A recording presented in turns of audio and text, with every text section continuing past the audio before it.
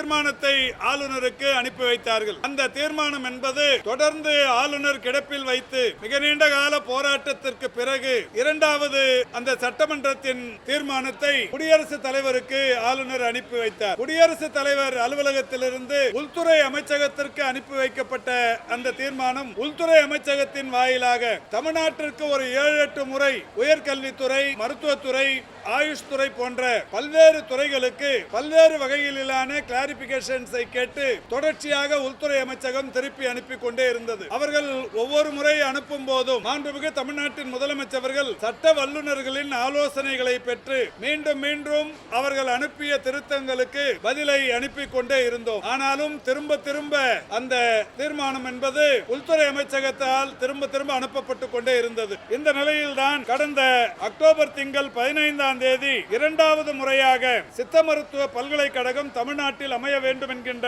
மசோதா மாண்புமிகு முதலமைச்சர்களால் சில கருத்துக்கள் பதிவு செய்யப்பட்டு அது ஆளுநரின் ஒப்புதலுக்காக அனுப்பப்பட்டது.